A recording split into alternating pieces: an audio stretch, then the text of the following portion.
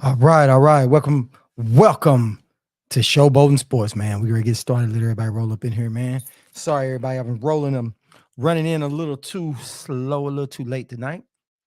Um, had a little computer trying to get some things up and going real quick. So we're gonna let everybody start rolling up here in this camp.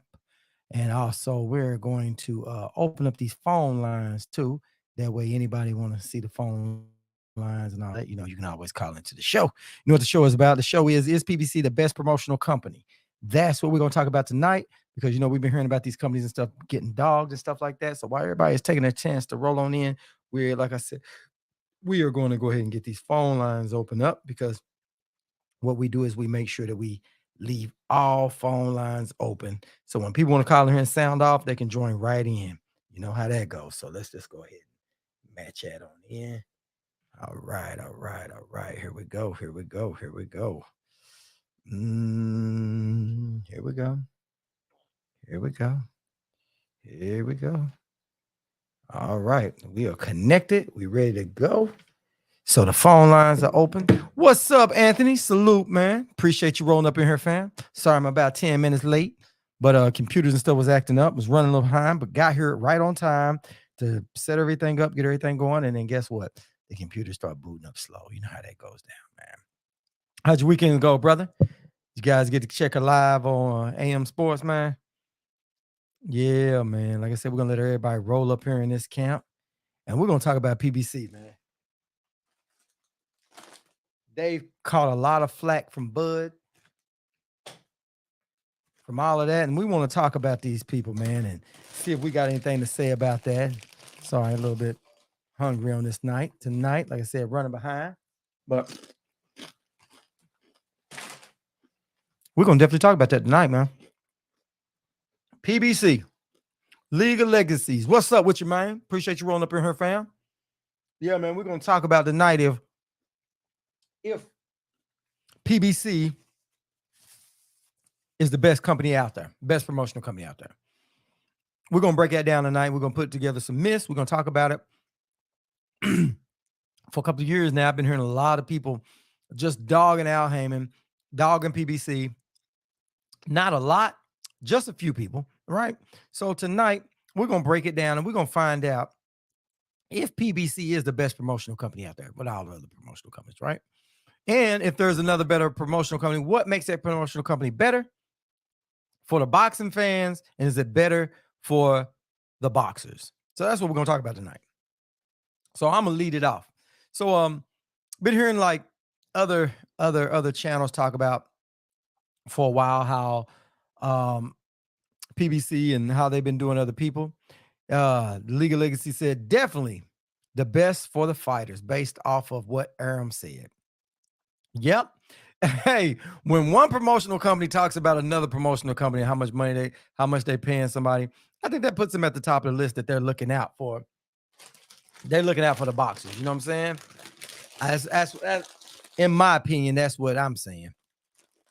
But like I said, I've been hearing people say that, and I'm seeing all these fans over here that's talking about, you starting to see these boxers and stuff. Everybody's trying to leave PBC. Not everybody, but you have a few leaving PBC and going over to BLK Prime. And I heard Rolly was being interviewed the other day. Can't remember what company it was. I don't know if it was Fight Hype. One of those companies was interviewing Rolly, and they was asking him about the Spence and Bud fight. Then they asked him about BLK and was he gonna go over there? And he said, that's information I can't give out. And they was like, oh, you just don't want to say, or are you going over? He said, nah, that's just information, whether I've been offered to go or where I have not been offered to go, I'm not allowed to say anything about it. I said, oh, okay. Mm-hmm. Oh, I think what's gonna happen is they got a few boxers, and now the boxers that's a little bitter with PBC are trying to get other ones over there. He says from day one, oh, let me get you out there. Let me get you guys out there. I'm sorry. Didn't get the comments up. Like I said, I like to get the comments up because what happens is, like I said, when we come off of this thing, people don't get to see what we talked about in here. But if I put it up on the screen, guess what? They get to see it. So it's my way of recording it on the screen. So when you guys give these good thoughts and good answers and good questions and stuff and rebuttals, that everybody will see it from now on. You know what I mean? So Legal Legacy said, from day one, I've said that's a lawsuit waiting to happen. Oh, with them trying to get people over to BLK Prime. I think so too. I don't think that you are allowed to talk to uh someone that's signed with somebody else. So how the hell did Adrian Broner get over there? Hmm. If he signed the PBC, and I know Al Heyman and them are just really advisors, but they are signed to PBC. How do you break that to get over there with them? Oh, the defamation lawsuit. Oh, yeah. Yeah, yeah, that too. That too. There's a lawsuit waiting to happen on all that, and they messing with the right one. Al is not a run-of-the-mill type of guy, and he has a lot of smart people that's on his team. Al has treated people right. He's treated people correctly over the years, and I'm telling you, these people gonna come out swinging. They think it's something funny now. You wait and see what's gonna happen a little bit later. Adrian Broner has put himself in a bad situation, man, and I don't think he's gonna recover from this one. I think out of all the silly shit that Adrian Broner has done over the years, this right here is going to be the one that broke the camel's back. That's going to be the straw that broke the camel's back for Adrian Broner. Because what Adrian Broner understand is that when the PBC was with Adrian Broner, they gave him plenty of money. They made sure they got Adrian Broner good fights, right? When Adrian Broner went out there and acted crazy and did all this silly stuff and came back, what happened? PBC made sure they got him another fight. It was Adrian Broner's fault that this last this last fight didn't happen. Adrian walked away from that. He said, nope, that's why they put a stop to that Gervonta Davis poach attempt. Oh, okay. Oh, okay. Yeah, because I heard him keep saying he was Gervonta Davis was kept saying, I'm not with them no more. I'm a free agent and all this other stuff. So it's crazy. BLK, the new death row. That's exactly what it is. BLK is the new death row, and it's not going to work out. What's going on, my boxing fam? That's what Adrian said. What's up, Adrian, man? Appreciate you rolling up in here, camp fam. Appreciate you rolling up in here. What we talking about tonight, Adrian, is PBC the best promotional company out there? Because a lot of people have been dogging them for a while and all that. And it's crazy. They've been dogging them for a while. So what we're going to do is we're going to shed a light on here. So when people watch this, they're going to see the opinions and our breakdown of what we think about PBC. And I was starting off, I was telling them about Rolly. That Rolly had a interview. I want to say it was Fight Hype. And they was asking him about, the fight with Spence and Bud. Then they got on to BLK. Have they reached out to him or whatever? And he said, well, if they did, I can't say that they have or they haven't. He said, so by me not speaking, I'm not saying that they have or haven't. I just can't talk about it. That's what he said. So I don't know if it's true or not, if he just wants to seem like they're out to roll out the red carpet for him. But I'm sure they approached a lot of people. And he said, in my opinion, yes. So this is my thing. And we were talking about lawsuits might be getting ready to fly. And that's what we were talking about, right? And Legal Legacy said he thinks it's gonna be a lawsuit getting ready to follow. I said, yeah. But plus also when the fighter signed with a promotional company, I don't think you're allowed to talk to him, because that's what almost got, you remember Bob was threatening Floyd, not Bob, but Golden Boy was threatening Floyd Mayweather for talking to Ryan Garcia. That's what they was trying to say, that, he's trying to talk Ryan and get Ryan over there. So I think it's something that you can't talk to that. You can't be trying to get talk to other people's clients. So that might be going to come out, because Adrian Broner switched over. And I don't think Adrian Broner was totally free from PBC. I don't think he was. I think he was upset with PBC because he wanted to fight. But then when they got him a fight, he was the one that messed that fight up. He backed out at the last minute. So it was really, about a month away from the fight? I think it was about a month away from the fight, wasn't it? When Adrian Broner pulled out of that fight. Either way it goes, it was kind of messed up. And that's not PBC's fault. Then you get over there and you badmouth PBC.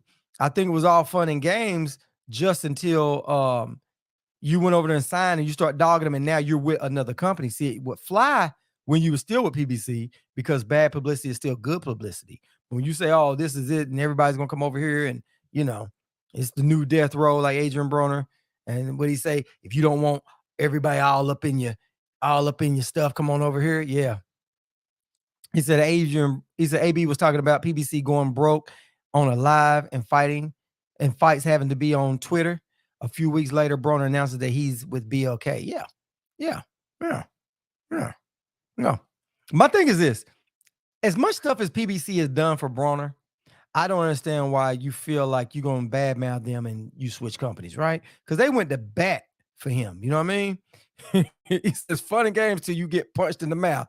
Exactly. When them lawsuits start flying, because right now I'm telling you, Adrian Broner cannot handle a lawsuit. He can't. He can't handle getting sued. You know what I'm saying? He had to pay the girl $800,000 for touching her butt in the club. He lost that. So he had to pay that. And what did PBC do? As soon as he came back in, PBC made sure he got a belt. And on that fight, they thought Adrian Broner really kind of lost that fight. The fight was almost a gift, you know, which is crazy. So a lot of people was upset about that, And then you're going to talk trash about a company who's had your back and gave you that? Yeah, League of Legacy said no loyalty. It is no loyalty in the game at all. I don't know where these people come from. Imagine this, man. Imagine this. Imagine this. There's hundreds, thousands of boxers out there, right? Only very few boxers make it to the top. Only very few boxers make it and see millions of dollars, correct? Adrian Broner made it to see meal tickets, right? He's had some $1 million fights. They let this dude go out here and act a plumb fool. Still let this dude come back, still have his back, still get him fights, and this dude has nothing good to say about him. Nothing. Sorry about that. Yeah, this dude has nothing good to say about him. It's sad, man. Said PBC is good, but they have gone down the road as many other promotional companies, and they are not providing customers with consistent quality products. Listen. I agree with that. I agree with that. I agree with that. I agree that when they first started, they was a little more dynamic than they are now. But Demetrius, the problem that I think with PBC is that now PBC has done their job almost a little too well. They've paid these fighters a little too much money. And now when they're making these fights, everybody wants all this money. And now some of the fights are exactly what we want because some of these fighters want a little too much money to make these fights happen.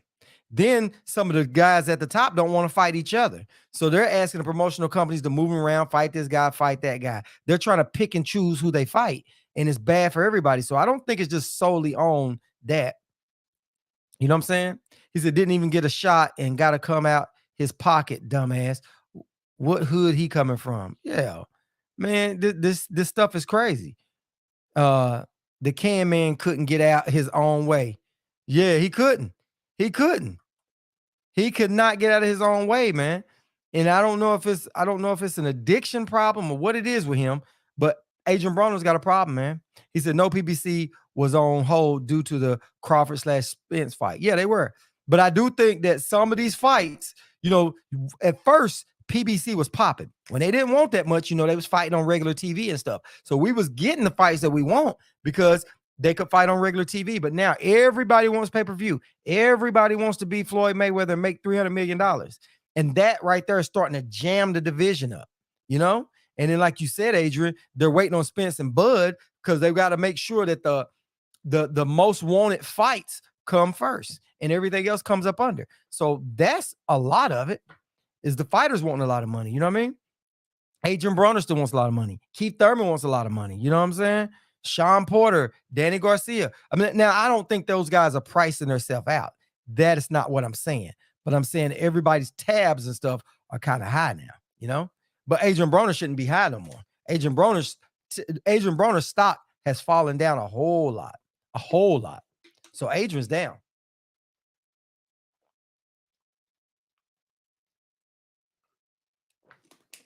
Adrian's stock is down. They don't have to pay Adrian that much no more. But I'm sure Adrian wants it. But they turned around and got Adrian a fight, and Adrian still is not happy about that. I don't understand it, man. I do not understand it. Imagine, look how hard we all work for what we want, right?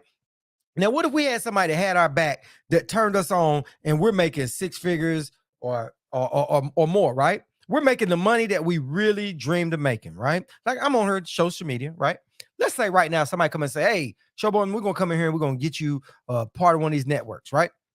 We're gonna put you on. We're gonna let you talk and run your stuff right here, and you're gonna be making hundreds of $1,000s a month, right? You're making $1 million, right? At the end of the year, and you got an endorsement. You're doing all this good stuff, right? And we taking you on our wing. Do you think that I would be dogging that company out? You think that I'd be upset if that company had to cut back a little bit when they gave me a start? It's up to you that once somebody gets your foot through the door, you got to maintain. They can't keep holding your hand. Broner should have saved his money. He doesn't save his money. He wanted to run out, get out of shape, go in, not hardly win fights. Then when he did win a fight, it seemed like they gifted him the fight. That's a problem. He said Adrian Broner was spoiled and is sort of a child prodigy that got a heavy dose of reality once he realized that you cannot play with true professionals that live and breathe boxing. I agree wholeheartedly.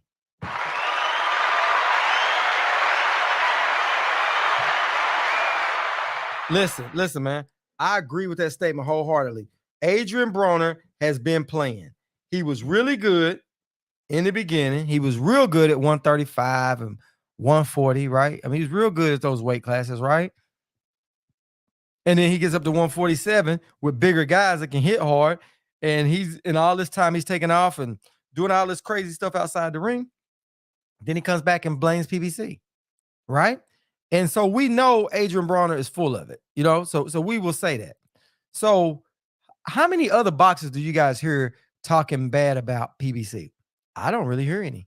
I don't hear any too many other boxers. I think all the other boxers are okay with PBC because, like I told you, I was listening to Amir Khan. Amir Khan was talking about how he liked Al Heyman. He said that Al Heyman helped him out, got him the fights he wanted. I mean, he spoke very highly of Al Heyman. So it's a lot of fighters out there that's been through Al Heyman. And do you hear Amir Khan saying that they use him for a step-up fight? Do you hear anybody saying that they use Amir Khan for Bud's step-up fight? Did you hear that? Anybody say that? No, but Bud said it. Bud said it about Mikey Garcia, that's what PBC did. He said AB was more focused on running his mouth than putting in the work. He wanted to be the next Mayweather without putting in the same type of work. Dude, you're 150% right. 150% right, my man. Because what happens is he didn't want to put in that work. Adrian wants to go to strip clubs and throw out money. Now, they say he's a cool guy, but a cool guy does not equate a good boxer and staying in shape. It's not a character. I'm saying he's a bad person. I'm just saying that he wasn't taking his boxing serious, Then when he came back that time, he said, man, y'all need to get me a fight. And no, dude, you need to stay in shape. You need to stay in shape and you need to be ready for when we get you a fight. When you out here in the court dates and doing all this other stuff, man, it's bad for business, man. It's bad for business. He said about broke should have thought about that when he was flushing that bread down the toilet. It's easy to give to charity and get praise, but when you show your true colors, you don't. And he's a plug. Yep. Well, you can go out here and you can act like you give him to the world and all that, but when you show your true colors, man, everybody see for what's going on, man. Like I said, he's a lot of people say he's cool. He give you skin, his shirt off his back and stuff like that. But Adrian Broner has a problem outside the ring. I don't know if it's a drug, like a drinking problem or what it is. I'm not gonna get in that part of his business. But all I can say is the part that I am going to talk about is that whatever he's doing outside the ring is bleeding into it and it's messing up his I can't say greatness. He's a really good boxer. We got to watch how we start saying that every fighter is not great. He said exactly. To be great, it takes relentless hard work and dedication to the sport. Yep. Saw that right before I saw your things pop up. Yep. That's what it is. You got to have dedication to the sport. You got to be a champion in and outside the ring. In and outside the ring. He said, off topic, let's go Eagles. All right. He said, make sure y'all hit that like button. Appreciate it, League of Legacy. Yeah, they need to hit the like button for all of us, man. We got to keep this thing growing, man. We got to keep it growing. But yeah, man. Broner, man, like I said, man, whatever's going on outside the ring, man, he just needs to go get help and fast. And BLK is not going to be able to save Broner, not like PBC. You know what I mean? And I knew when he was asking Floyd for a exhibition match, he's like, Floyd, man, come on, man, we should have been there, had an exhibition match. Come on, man, and this, that, and begging for Floyd to call him and stuff. I think Floyd is over that, man. You done dog that dude too much. You out here running out in these streets and doing all this silly stuff. It's crazy, man. Oh, unadulterated truth. What's going on, fam? Appreciate you rolling up in here, man. He said, just watching my birds about to make this comeback, but I wanted to holler at you in chat. All right. Appreciate it, man. Appreciate you rolling up in here, man. Yeah. Yeah. Yeah. Yeah. Yeah. Yeah. Yeah. Yeah. Okay. Okay. Yeah. Yeah. League done been up here in this camp, boy. Yeah, he has. Yeah. Yeah. Yes, he has, man. While we were complaining, Javante lit and slipped that he turned down some harder fights. He said let it slip that he turned down some harder fights they were trying to give him. Whoa, whoa, whoa, whoa, whoa, whoa, whoa. I didn't see that. I didn't see that, man. I didn't see that. What did he what did I miss on that? What did I miss on that? Let me see. Let me get right here. Let me get right here. Hold on. Yeah, I missed that, man. Oh, let me see. All right, cool. Cool. Yeah, I want to see what I missed on that one, man.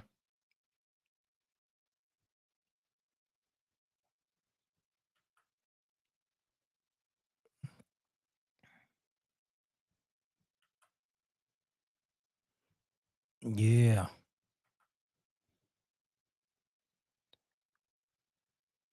That was before he fought Rolly. Oh, okay. Okay. Okay. Huh. Well, all I know is right now he's gonna have to put up. They're gonna have to get out there. I know he keeps saying, I know I'm hearing conflicting stuff because one minute he's saying that he wants some of these other fights, and then the next minute I'm hearing it's not. So we have to see and you have to see him what's up. You know what I mean?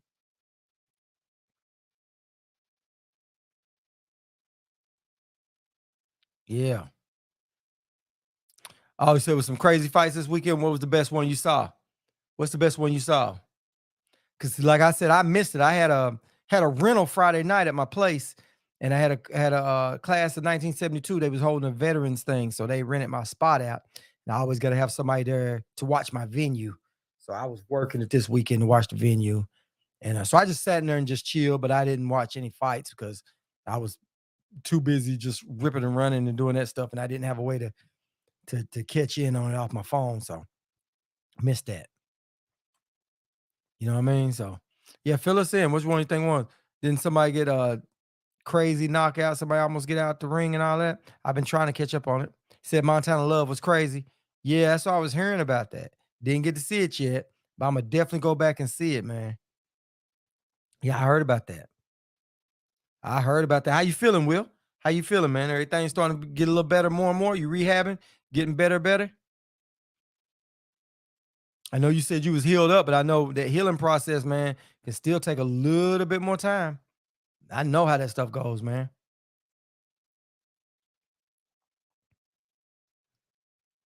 Oh, you healed up? Cool, cool, cool, cool, cool. So we passed that now. We ain't got okay, cool, cool. Yeah, man. We was on here talking about how PBC and how everybody keeps dogging PBC. Mainly, I've been hearing like, for a while there, I've heard a few channels talk about PBC. I just never paid it no mind. Now you see that BLK is coming in and everybody's now really back on bad mouthing what's the name? Al Heyman and PBC and all the rest of them. You know what I'm saying? So I figured I'd come in here and shed some light and see how, and get the public's perception of PBC that really know boxing. So I figured I'd come here with all you guys and see if y'all's perception with PBC is the same as mine. Because I think PBC is doing a hell of a job. I think that and you know what? Oh, you said you only heard Bud fans complain about that? Yeah, me too, man. Me too. But like I said, I've heard a few channels. But this is my thing about that is that they're gonna dog PBC as much as they can to make them look bad. But when I look at the scope of PBC, I think that they treat fighters good no matter what race you are. Haven't heard them say any kind of thing that you doubted how they treated any black fighter, any white fighter, any Mexican fighter, and Latino fighter, just anything. I haven't heard any of that, you know? Oh man, appreciate you, man. Appreciate you. Appreciate you going hard for the channel, man. Appreciate it, man. That's the only way this channel gonna grow if we all stick together, man. I totally appreciate it. Salute. I'm tapping out for the night. Sent something to your Cash App to support the movement. Oh man, appreciate you, man. Appreciate you. Appreciate you. Oh man, appreciate you on the $50, man. Man, thank you, man. That helps out a whole lot. Appreciate on the $50, man. That makes the channel grow, man. I salute you, man. Thank you, man. Make sure you get back in with us, man. Every night, 10 p.m., we'll be back on, man. Enjoy your night, man. And please make sure you come on back, brother. Yeah, man. So yeah, it said sports. Yeah, it's crazy how they turned on PBC. They have done fighters sitting there. Yeah. Said PBC holding up the Garcia and Tank fight. I don't know. I don't know, Will. They saying that they are. They saying that they are. They saying that they are, but I don't know. I don't know how true that is. I don't. Because this is my thing. I really don't think that I really truly don't think that Golden Boy wants to make that fight. I really don't, because let me tell you why. You remember when they was trying to make that fight before, and then you had they were all over that fight. PBC was all over it when he was on Mike Tyson's show, when Ryan Garcia was on there. It was crazy. It was crazy when he was on there, right? And then when he came off, nothing happened. You know what I'm saying? Nothing else happened. So it was like they was trying to make the fight. Ryan, you remember? Ryan started saying he was going to fight Pacquiao. He was going to fight Pacquiao. It was going to be an exhibition. Then it was going to be a real fight. And that's when they were really trying to make that fight happen. You know? So I don't see why they wouldn't want to make that fight now. He said PBC is about business, and their goal is from the beginning was putting more money in the fighters' pockets. From the outside looking in, that's what it looks like they've been doing. That's what it looks like to me too. That's what it looks like to me too. He said, Doja said Golden Boy didn't even want Ryan sparring with Tank. Nah, he didn't want, didn't want to. But when it was time to come out and fight, what's name was trying to make it happen. You know what I'm saying? They was trying to make that fight. Floyd and them was. Because what's name? I mean, they was going off on Golden Boy for that fight. Yeah, they was going off on him for that. So I don't know why they wouldn't want to make that fight. That doesn't make sense to me. I think the only person that wouldn't want to make that fight is Golden Boy. Because think about it like this. If they lose Ryan Garcia right now, who else does Golden Boy got that can be their cash cow? Ryan Garcia is the potential. He's got to move him, right? He said Oscar doesn't want that fight. They have too much to lose if Garcia doesn't win. There you go. I was saying the same thing right when it came up. Saying the same thing right when that came up. Oscar doesn't want that fight, man, at all.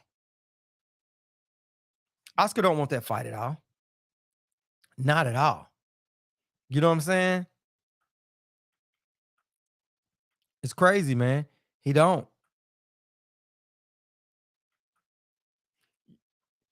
It's crazy as I don't know what, man.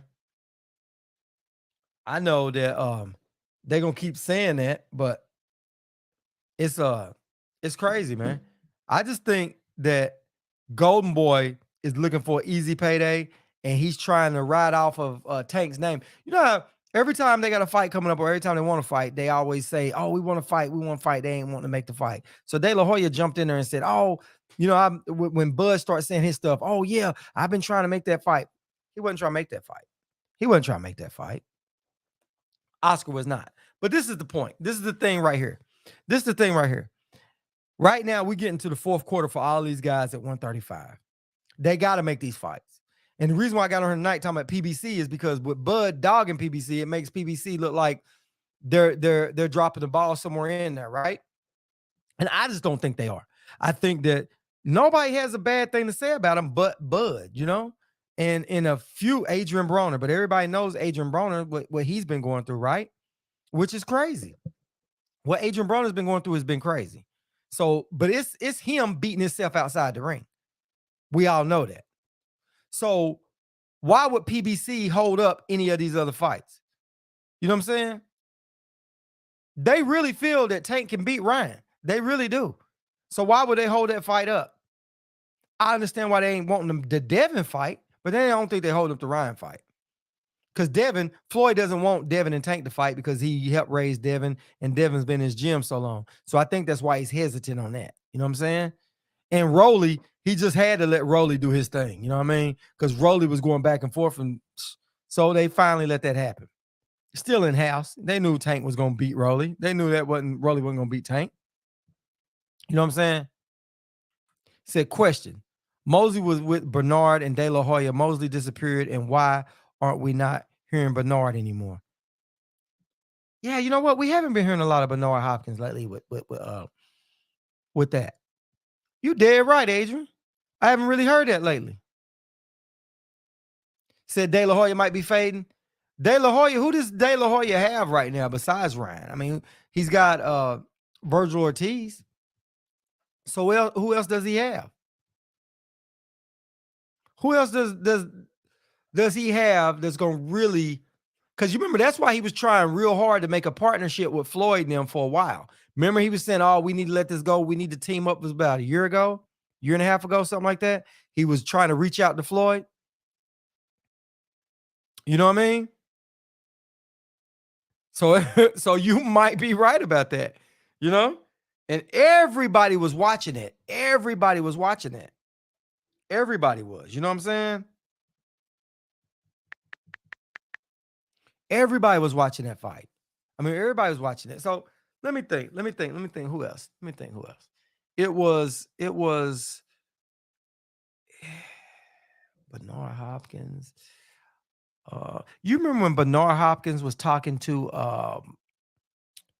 Demetrius Andrade, and he was talking about what I missed. You said Munguia. Oh yeah, Munguia. Is he with the Golden Boy? Yeah, he is. But Jaime Munguia didn't want to fight. He did not want to fight Jamal Charlo. Remember, he didn't want to fight Jamal Charlo. So how is it that and why wouldn't Jamal Charlo want to?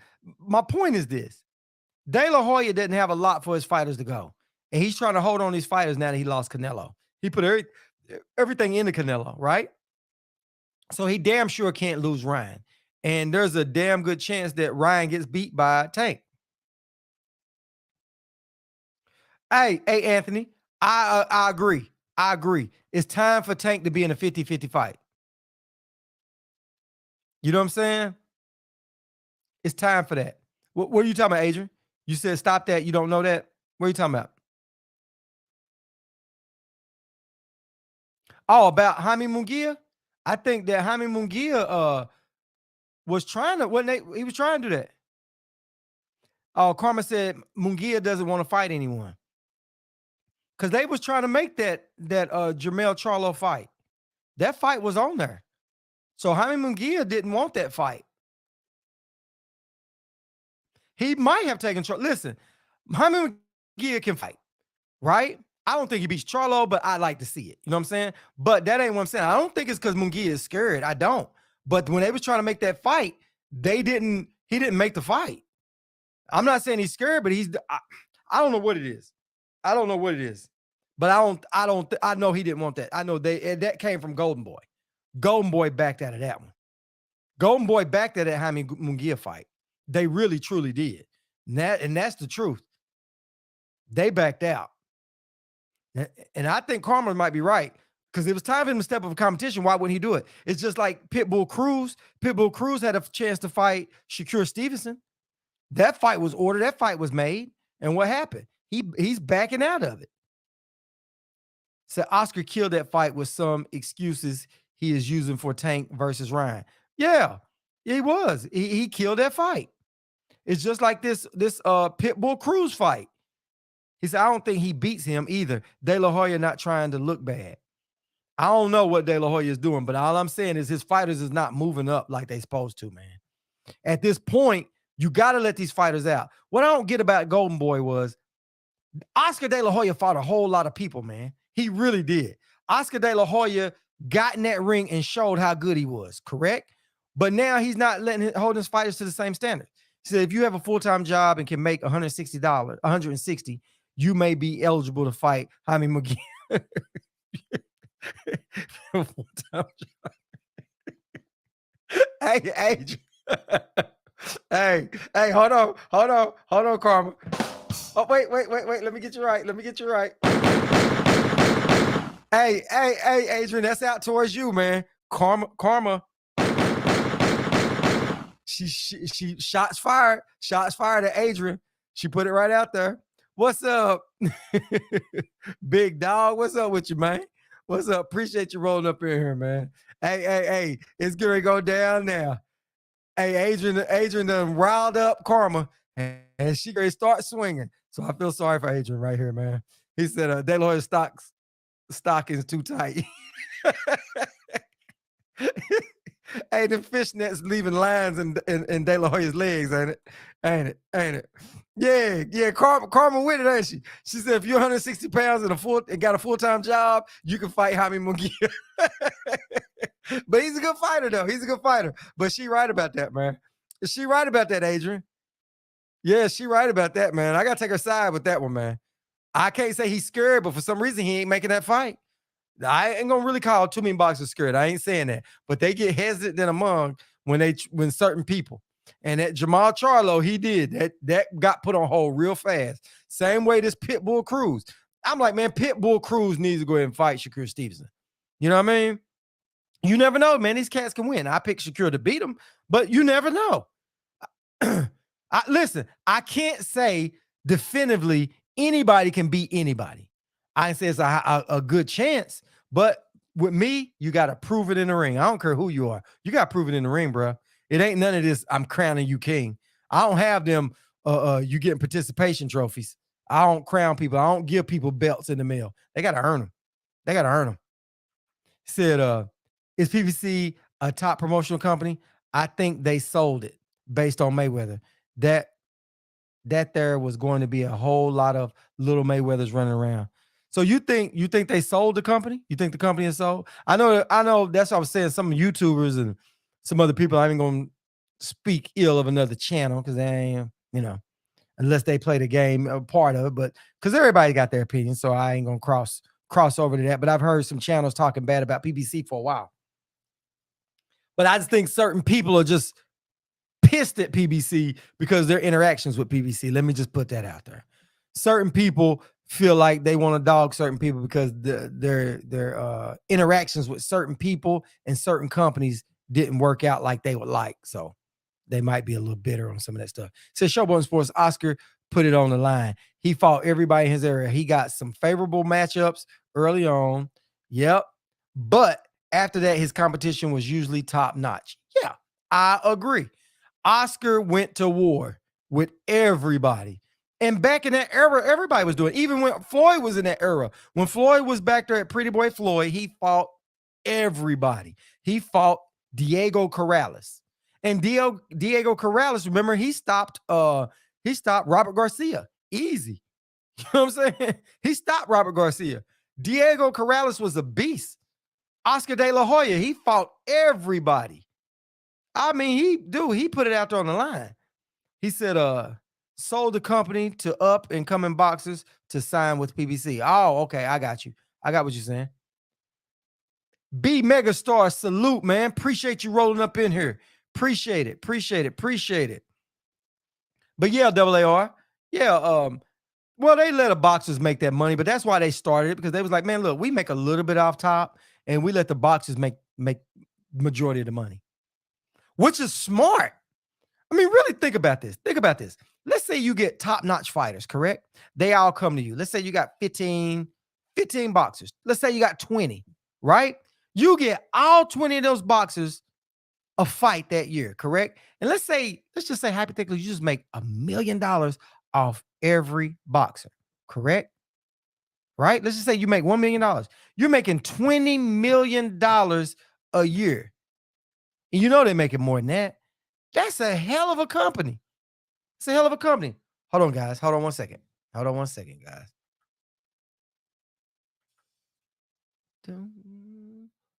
Yeah. Just hold 1 second. Let me do something real quick. Guys.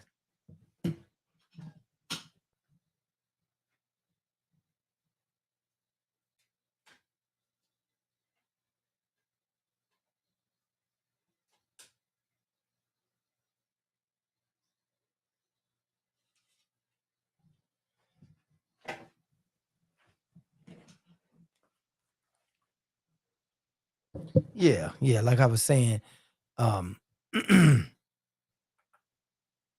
yeah, like I was saying, man, you making $20 million a year just off of that. $20 million a year. So PBC, they got the right business model. You know what I'm saying? They got the right business model. They're not putting up guaranteed money, right? They get money from the network. They built these fighters up like Spence. They had a lot of them fighting on free TV, got everybody's names up, right? I mean, helped them get all the way up. And then once they got all the way up, they put them on pay-per-view. When they put them all on pay-per-view, guess what? They making money off of that, a little bit of that. Said Floyd was teaching a master class against Corrales. He was. And people didn't think he was going to beat Diego Corrales. You know what I'm saying? Oh, Diego Corrales had plenty of heart. The dude was a complete beast.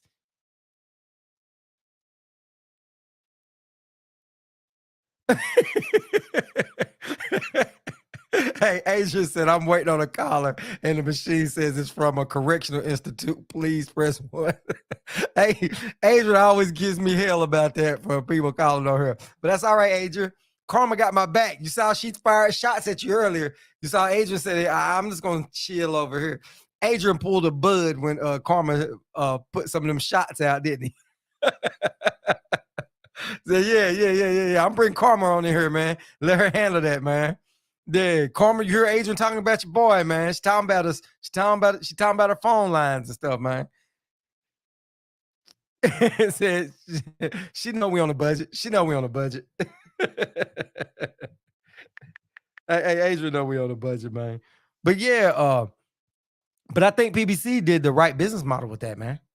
You know what I mean? Appreciate you, Karma. Appreciate it. Oh, Adrian said he owes you. That's all right. She's cocked and loaded, man. But I think PBC, man, by far, I think they're doing most of the boxers good, man. He said, I don't recall if Floyd was getting guaranteed money when he came over from Top Rank to BBC or just the gate. I'm not sure, but I think when he was but see, you know what? He was with Bob, and Floyd knew just how much money he could generate. You know what I'm saying? So imagine that with PBC. Floyd went from being over there at Top Rank, right? Making what Bob Arum was getting him. And that's when Bob Arum was like, man, black fighters don't really sell. So Floyd left. Floyd went to Al Heyman, and they showed you that they could make $300 million in a fight. Then he turned around and make another $100 million. Floyd is making money hand over fist. Like right now, he's even retired and making a lot more money than fighters. You know what I'm saying? He understands the business. Then you got people like Adrian Broner, who was the biggest name after Floyd almost, besides Pacquiao. You remember Adrian Broner, actually, to me, what I thought, he was doing better than what Canelo was doing at one point in time, almost. I mean, saying as his name was coming up, as Canelo's name was coming up, that both their names was going up. He was out there when Floyd fought Canelo. That's what helped Canelo a whole lot, right? Got Canelo's name out there. Adrian Broner was right there to strike. But Adrian Broner couldn't strike. He couldn't get out of his damn way. But he's got a nerve to bash PBC. Said Floyd put the blueprint on how to make money into your 50s, and no one is executing it. No, they're not. Because they feel like they can just jump over steps. Floyd laid the steps out there when you're young and you can handle all those fights, take all those big fights. As you start getting older, start cutting them down. Just start taking the meaningful fights, right? Then after that, hey, wrap your career up, have a few, and let it go. And that's the same thing Bud should have done. Bud should have went ahead and took the Spence fight. If he beat Spence, and I say if he beat Spence, then it didn't matter who Bud fought after that fight. It really didn't. If Bud had fought David Avenesian after that fight, I would have went and said, "Oh yeah, I'm gonna watch this David Avenesian." I'd have liked for him to fight Jermell Charlo because he talked all that stuff. But fight those two guys, it'd been all she wrote. So they see it and they feel it, but like they want to do it their own way.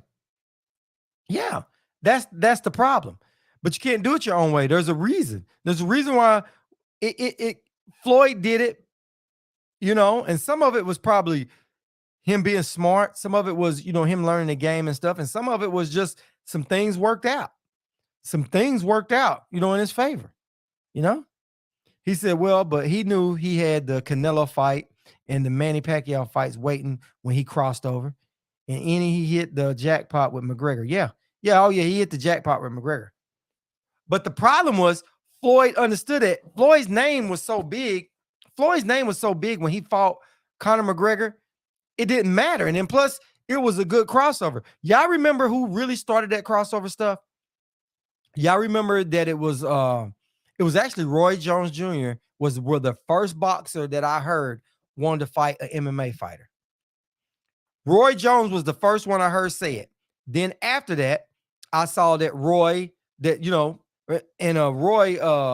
finally Floyd got it. Floyd put it in motion. Roy couldn't. You know what I'm saying? Said Bud couldn't take the Spence fight. Plus, when you look at how much Crawford gets hit, I don't think he's a 50-50 as people thinks. Yeah, you could be right. You could be right. But we never know. They need to get in there and mix it up. You know what I mean? And really, to be honest, like I said, I think I got Spence a little bit ahead, but I'm not going to say Spence definitely going to beat him. I can't. They got to prove that. I want to see who wins that. He said Floyd got the business model from Roger. Yeah, he built up a rivalry against Latino fighters and ran with it. Roger used to fight in LA against Mexicans up until he ran into JC Chavez. Floyd went next level. Yep. Listen. They understand that and they understand the rivalry and they played off of it. And it worked. It worked beautifully. You know what I'm saying? It did. But even with that said, now that it comes out, boxing is back. Because there was a while there, boxing wasn't giving people a lot of fights, a lot of good fights. Boxing, it kind of dipped down a little bit, from a lot of politics and stuff like that, right? But once Floyd and Conor McGregor, and you saw all this money on the table, you got all these other boxers. Think about how many good fights could be made now. Think about it. And it's not, it's the boxers. It's I guess the promotional company's not wanting to work with each other. Because Bob Arum them could be making those fights with Shakur Stevenson and Devin. He could have been and had Devin and Loma. Remember, he just kept dogging Devin. He's not ready. He's not this. But as soon as Loma had to go to war and Kambosos needed a good payday, the best fight he could take was going to be Devin Haney. Then what happens? Now they roll out the red carpet. Now I ain't going to say roll out the red carpet. They made it difficult for Haney. But now we can make the fights happen. You could have made those fights happen. You could have been made those fights happen. And that's Bob Arum's fault right there. I don't know if Loma wanted to fight or not. I know his was quote unquote supposed to ask for the franchise belt. I do know that.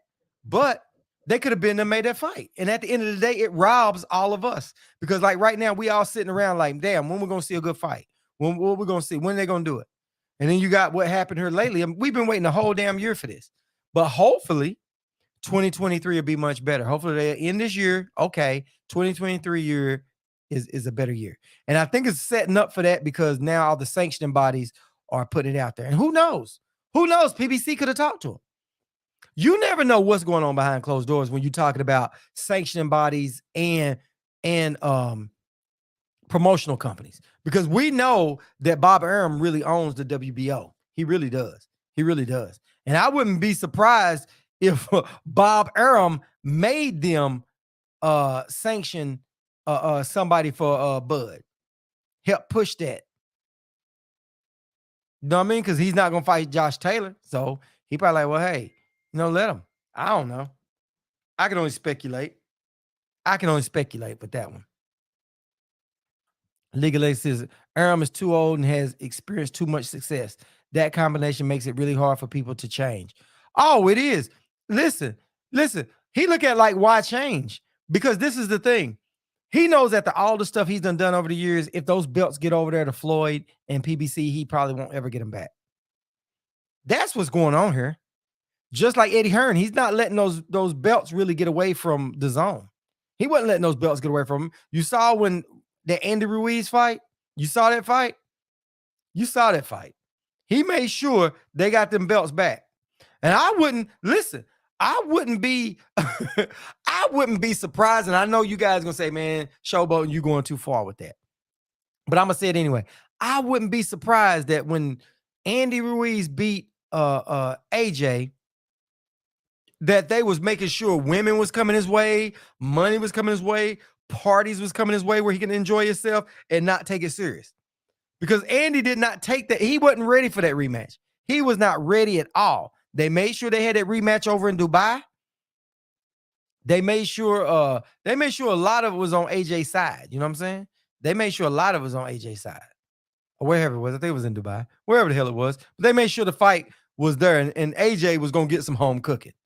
But guess what? I can't get mad at AJ because AJ was really running it. He didn't want to engage with Andy Ruiz. He fought scared.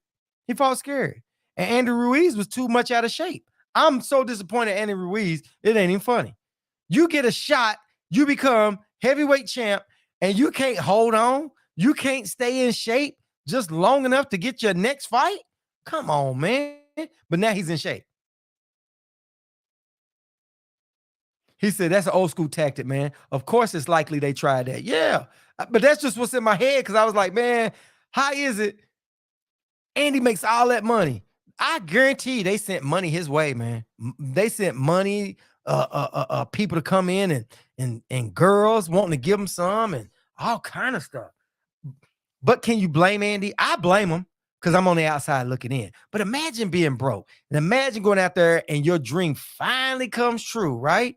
And the next thing you know, you got all these pretty women showing up and they inviting you to places, and every place you go, you got all these women on there that's just talking crazy. I'm gonna tell you guys something crazy. One time I was at a Snoop Dogg concert. It was one of my a buddy of mine at the time. He had a concert. So at the concert, you know, he brought Snoop, he did all this other stuff, right? So I got to be back there with Snoop and them. And back after they had like a thing, the after party was at a club. And so at the club, they had the thing fenced off, right? They had like a fence inside the club. They had everybody back. And I'm standing beside the fence, and it was a whole bunch of women that came in through the door, right? So I'm just standing there, and man, I'm telling you guys, these girls that came through the door, some of them looked trifling. I ain't gonna lie to you, but some of them was bad. I mean, some of these girls was bad. Like, I'm like, supermodels, right? So they standing at this gate and they're asking the dog pound and stuff, let us get back behind the gate. And let me tell you what some of them girls were saying, man. One of the girls said, if you let us go back there, we'll lick your ass. That's what they promised these dudes. She was like, man, me and my girls, get us back there. We're going to take care of y'all. Get us back with y'all. And one girl said, and these were some fine girls. Majority of them was. There was a few little mud ducks and some ugly girls out there. But for the most part, they was bad. So you can imagine if them girls saying stuff like that about Snoop, imagine being the first Mexican heavyweight champion. Imagine that. He said, Next Level Boxing Talk said, you still crying about Arum when he hasn't been in the Bud versus Spence picture since November 2021? Are you serious? No. See, you didn't hear the whole thing, brother. The whole thing was, it ain't about me dogging Bob Arum. You should hear the whole thing. I said Bob Arum doesn't make the fights because he wants to keep the belts that's over there. I'm not saying that he's holding the Spence and Bud fight back. Bob Arum has nothing to do with the Spence and Bud fight. What I did say was, I do think that the WBO is in Bob Arum's pocket. I've said that and I stand on that, right? Just like Ring Magazine and ESPN. Well, Ring Magazine is with De La Hoya. But you know, ESPN is with Bob Arum, right? We all know this. So I said I wouldn't be surprised if Bob Arum want to see Bud had to fight a little bit of everybody and not get the Spence fight because he's not over there. That's just me throwing that out there. I can't say that's true. But I'm not saying that Bob Arum is behind that. Not at all. It's Bud's fault that they're not fighting. And I stand on that. And I'm not crying about nothing that Bob Arum says. It's not my style. I'm stating the facts. I don't hold up nobody. Now the subject is who's the best promotional company. Now I put PBC at the top. That's my own personal preference on that. And I said when you look at the history of the fighters, Bob Arum said that PBC pays their fighters too much money. Bob Arum said PBC overpays their fighters. That's coming from Bob Arum. De La Hoya has said that, right? De La Hoya has been accused that when his company had some racial emails in there. So Spence, not me, has said, you don't treat your fighters well. That's what Spence said to De La Hoya. Bob Arum was accused of not treating fighters well either, right? So that's a whole bunch of people. But the one thing you can't say is that PBC has been made to be a prejudiced company. You can't say that about PBC. They've treated all the fighters good. You can't say that they have not paid fighters. They've treated the fighters pretty good. They've made money. So there you have it. Yeah. But when people come in, they think that you try to dog somebody. But I'm like, hey, you can have your opinion. Matter of fact, the phone line is open. So hey, next level, the phone line is open, man. The number is going across the screen. You feel free to call in, man. I'll give you the floor, let you talk, let you say your word, let you say what you want to say. Oh, okay. Oh, John, wait, John. Appreciate you, John, with the $10 in there, man. Oh, wait. Hold on. Sorry about that. Hold on. There we go.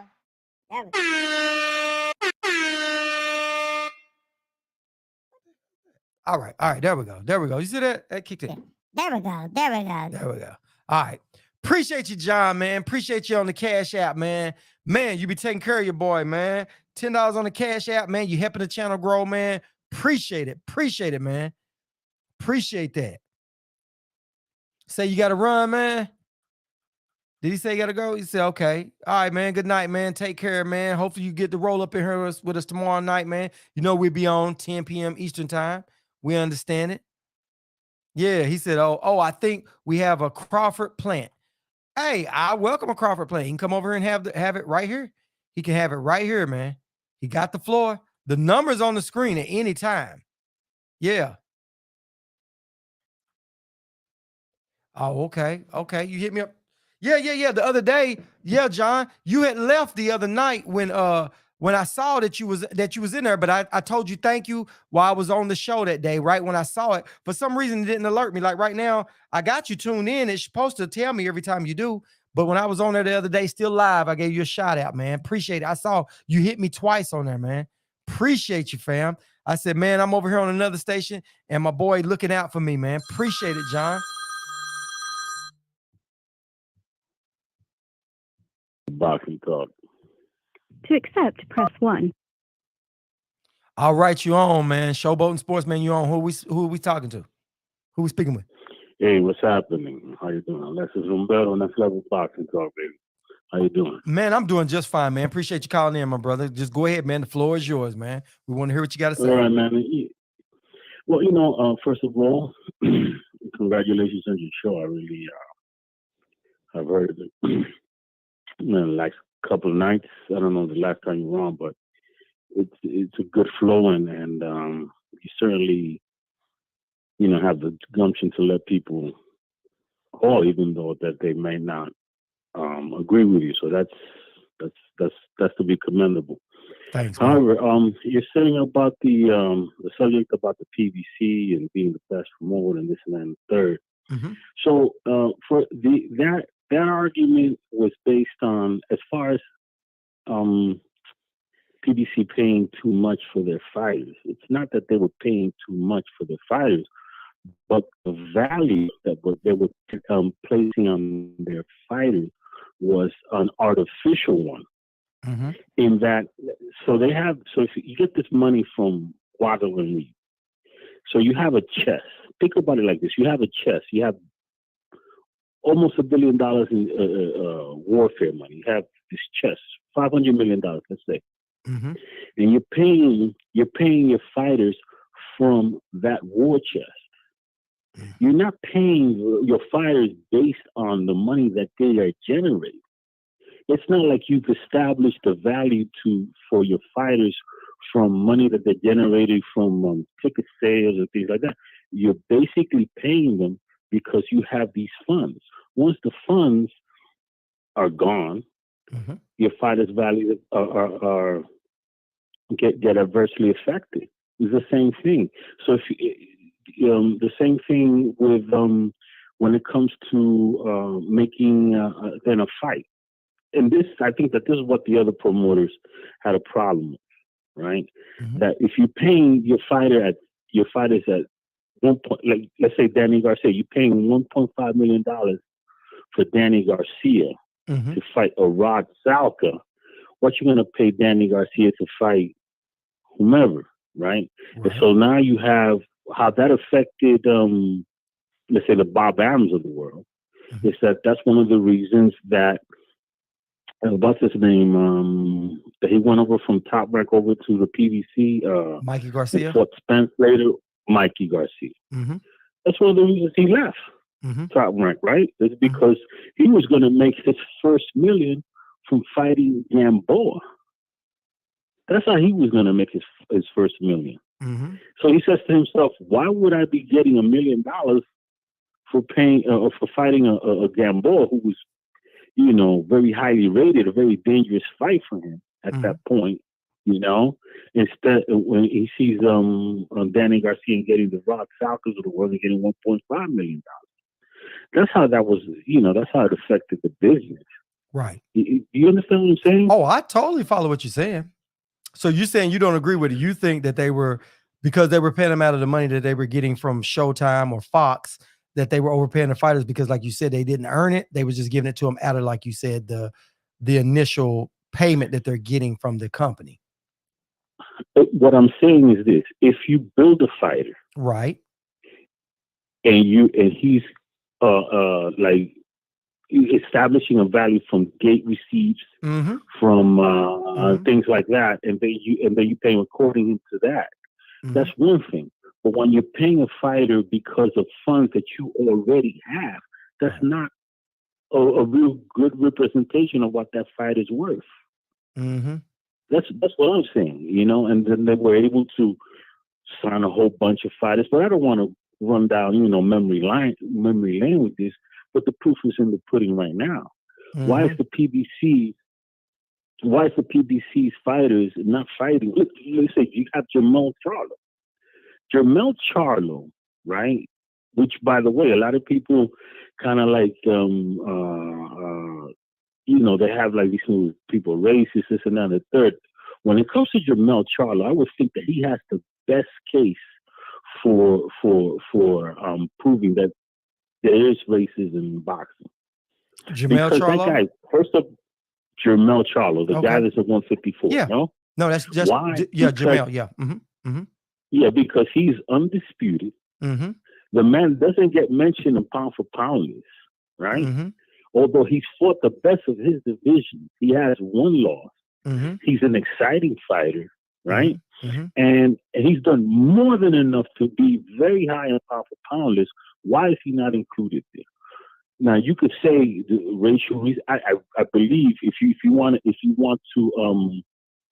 say that, you know, that's for racist reasons, then I would say, like, yeah, man, you may have a point. But the other side of that is, why isn't Jermell Charlo in the ring?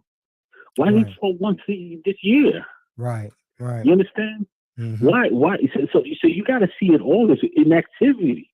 So if you accuse somebody of being racist, we're not putting them on the pay. We're not putting Jermell Charlo on their pound for pound list, right? And you may have a point. Like, again, I could see it. I've said it before a lot. Now are you referring to Jermell not fighting or Jamal? Which one? Jermell.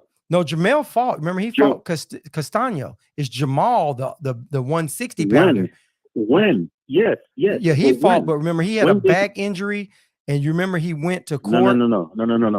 Forget Jamal. I'm not talking about Jamal. I don't think I would never think that Jamal deserves to be in any pound for pound. Okay. Yeah, I figured that. But reason why it threw me off because you remember Jamel fought Castano this year.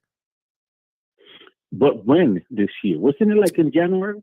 Yes, it was like around January or something like that at the beginning of the year. And they actually was going Exactly. Yeah, but he's supposed to be fighting Zoo now, Tim Zoo. So he has Next another fight coming up. January. Mm-hmm. My brother, but you don't see a problem with him not fighting for the rest of the year. You don't see that's an issue. You don't think that's something's wrong with that? Oh yeah, you don't yeah, think that should have fought 2 years? I think 2 times or 3. I think these guys do want to fight, and I do agree with you. They should be fighting 2 times a year. But I think one of the biggest thing is that right now, I think the biggest holdup in all of this was Spence and Bud. I think everything else that was going to be the flagship match this year. No. Listen. Let's keep things consistent. Mm-hmm. Let's keep things consistent. Mm-hmm. Jamel fought in January of this year, right? Now, Bud and Spence. Bud is first of all, that's the other thing. Bud has been a free agent since November of last year. Okay, so they put Jermell Charlo in the ring against Castano. Great fight. What is it? A rematch? The guy. What does Bud and Spence have to do? The Bud Spence fight have to do with Jermell Charlo? And if that's enough to get in the way of you being if Bud Spence and what's going on with them, right, is enough to get in the way of Jermell Charlo not fighting twice at least this year, then I'm sorry. Then that's your argument for PBC being best promoter goes right out the window. Right. It's not enough. It goes right out the window there. Well, let me help you. All right. Jermell Charlo fought May the 14th. So really, it hadn't been too far. He fought May the 14th. So it wasn't January. He fought in May. He fought Jermell. Jermell fought Brian Castano at 7/17/2021. Then he fought him again 5/14/2022, which was May. So he was supposed to be fighting around this time towards the end of the year. Yeah. So say that again. He fought 2021, 7/17/2021.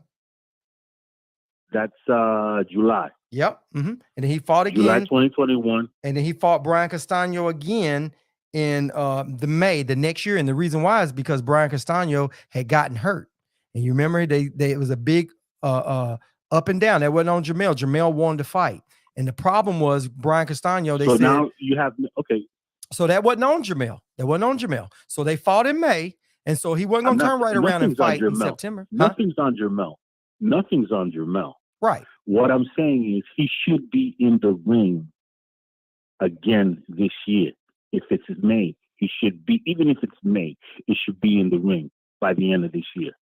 Yeah, but if he fights then, it's almost 6 months. I mean, you got 5 to 6 months because the Tim Zoo fight. They schedule him again in January, right? Who's the other another big star for the PBC? Plant. He fought. Canelo. He fought Canelo. He got beat by Anthony Durrell. Canelo. He fought Canelo back. I can't remember exactly what it was, but he just 2021. No. I think so. He fought Canelo. It might have been 5-4. It might have been 5. Or was it September? It might have been September. It might have been September because I don't think it was May. Let me think. No. I think when did because Canelo fought Bivol? He fought Bivol in May, and that was in May. So he fought. Okay, so before that, he fought what's his name? Plant in September. Yeah, but either way, Plant just had a fight. He just fought Anthony Durrell, knocked him out, and now he has another fight. Exactly. So he has another fight coming right up. So September. So fine. So then Plant fought in September against Canelo. September of 2021. When was his last fight? Was it less than a month ago? Exactly. You don't see a problem with that? Nah, I don't. I mean, I would like to. No, let me say this. Let me say this. Let me say this. Let me say this. Let me say this. Why you think Broner? Listen, I'm gonna let you speak. Okay. Don't take it from me. Don't take it from me. See, what I would like for you to understand is that I'm hearing your argument, right? But Broner himself let the cat out the bag. He said things like, "Hey, man, I would stop getting into trouble if I'd be busier." You can't have you hardly find a PBC fighter that fights twice in a calendar year, twice in a 12-month period. So I don't understand how it is. And the other thing is this: when you want, for me, if you have a promoter, what you want from a promoter is that they have something in the bag on all levels, right? That they have their champs, right? Their flagship fighters. Then they have their mid-level fighters that kind of like young champs, right? Then they have their prospects and their lower ranks all coming in a row. What's happening at the PBC is that if it wasn't for the relationship with the Samson Lukovitz of the world, that's bringing all these different fighters, you know what I mean? Or also some of the other they come like the Bob Santos. I think they're bringing like those Dominican fighters that are coming out of nowhere and they're fighting with them. If it wasn't for those cats, right? Where are the prospects coming from? Why is it that Jay Prince is taking all his prospects to top rank? Why is it that the Aegis Clemens is taking all their prospects to top rank? Why can't they get their hands on an Emiliano Vargas? Or and I'm not even going to bring up Shakur because Shakur is a whole other story. But let's say Shakur. Shakur, how many fights has Shakur had in his career? Less than 15, no? Less than 15. Am I right or wrong? Or are you no, Shakur got a little bit more than that, don't he? Shakur Stevenson. What is his is hold on. 16, 17 fights, something like that? Shakur Stevenson is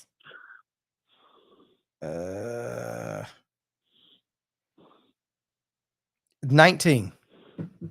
There's a little bit more. So 19 fights. So 19 fights. In those 19 fights, he's been champion at 126, champion at 130, moving up to 135. Now he gets to 135, and it's like a nest egg for him.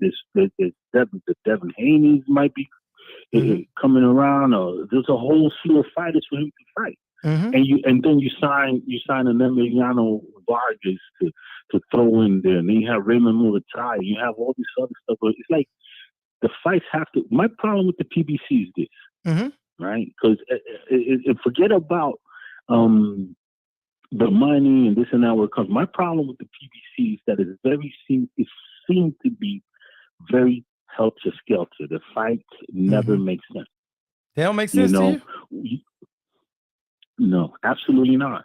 And what I'm saying by making sense is that let's say for example, let's take 175, the 175 division, right? When you go over the 175 division, that kind of was like when HBO shut down. There's a lot of fighters out there. You had Joe Smith. Hold on one second. All right, Will. All right, Will. See you, man. Good night. We'll appreciate you showing up, man. Hopefully you show up tomorrow night, man. Have a good one, man. But go ahead, keep going. So you had the Joe Smiths, you had the Kovalevs was out there, you had all these people out there, right? As soon as what Top Rank did was they had Zuda Ramirez, who, by the way, surprised me how terrible he fought about Bivol. I learned more about him that day. But the point is, they went out and they get that they secure the 175 division. And what do? They get Gavostic, they get Better Beef, they get Joe Smith, Eligio Alvarez, Koval. They have all these people, and as soon as they get them, they start unifying. Like, like the Spanish say, friendo comiendo, which means, you fry and eat. Like, let's do it. Conveyor belt, right?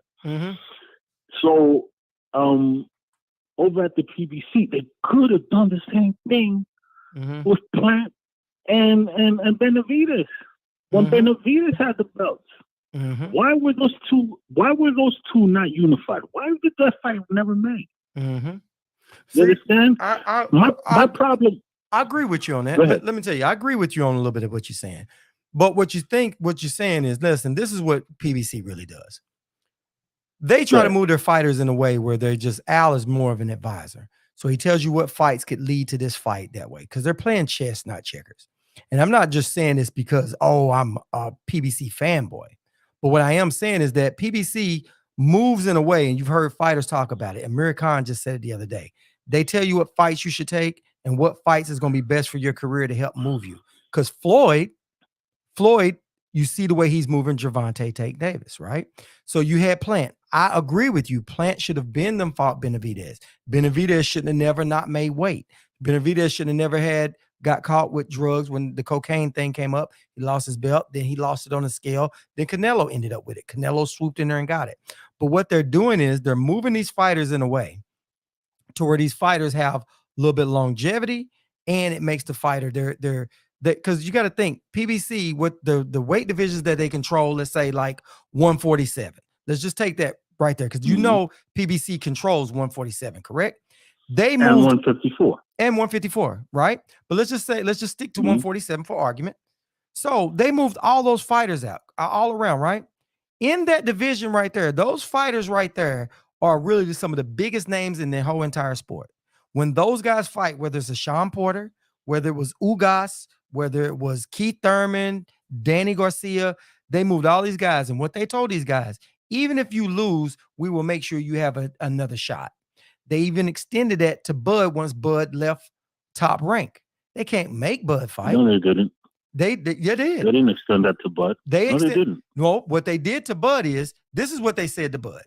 If you come over here, you got to take a 2 to 3 fight deal. Everybody does that, right? Because no promotional company wants to lose control of the belt. Am I right or wrong with that? DAZN doesn't want to do it. Nothing wrong with that. Okay. Nothing wrong with that. DAZN doesn't do it. But Bob Arum doesn't do it. You see what Devin Haney had to go through. He had to sign a 3-fight deal. So why is it if PBC put that out there for Bud, it's wrong? It's the same thing. It's the same thing that Bob Arum does. It's like I told you, these companies are playing chess, and within them playing chess, they're playing another game of chess to help their fighters eat. They're trying to help them for advancement. And you said about Adrian Broner. Adrian Broner is bitter, but they can't help Adrian Broner when every time you go in, you lose. I can't keep paying you millions of dollars. You outside the ring, you're making the whole company look bad. You're touching girls' butts. You got caught with money, so you got to pay her $800,000 for that. You come in, we still give you a fight. You keep losing.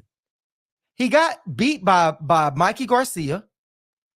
He got beat by Maidana. They still paid this guy. And I know earlier when you said that they have this money, but what they're doing is they're building their fighters up. They let them fight on TV for free. They were fighting with Fox. You remember that? Everybody that fought. They were fighting with everybody. Right. They were fighting on everything. And everybody's name became huge. Everybody's name, especially Spence. So then why are none of them A-sides? Except for maybe Spence.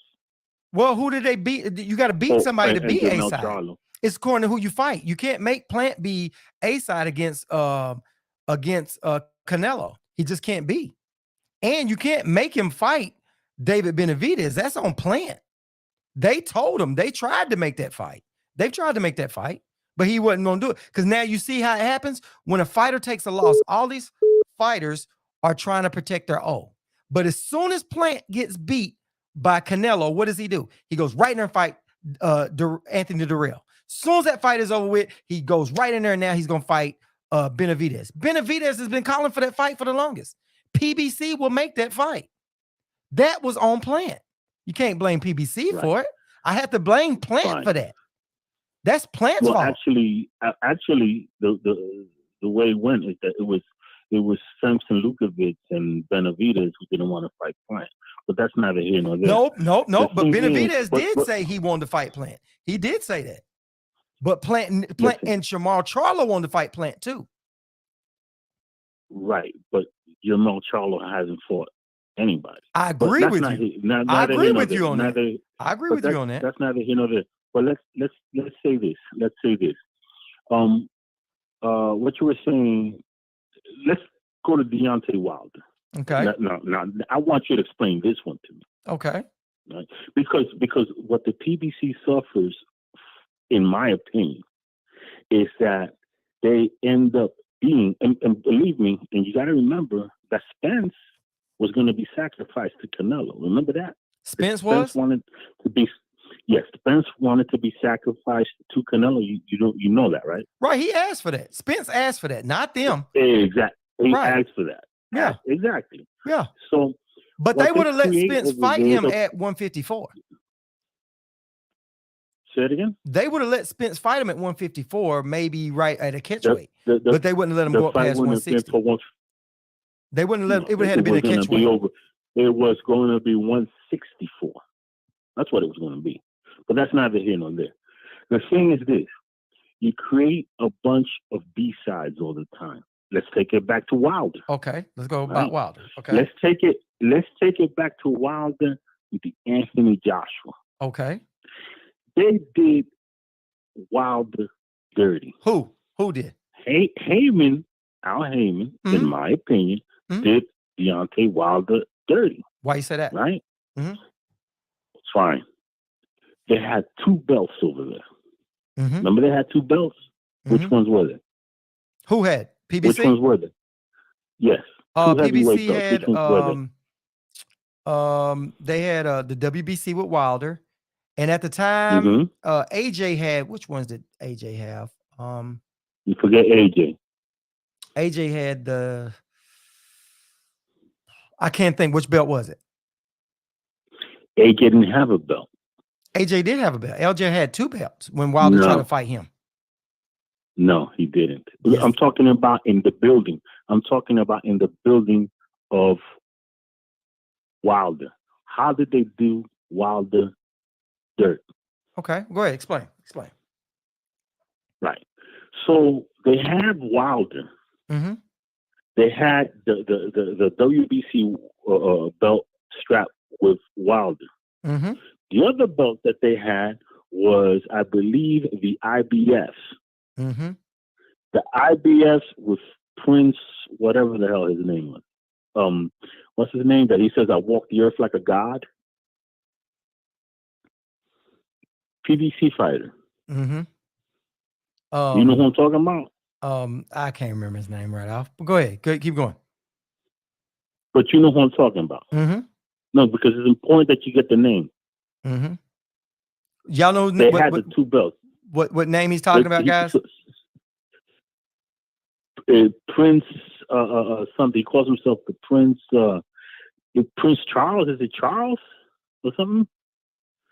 I think it's Prince Charles. That he says, "I walk the earth like a god." Like a god. Yeah.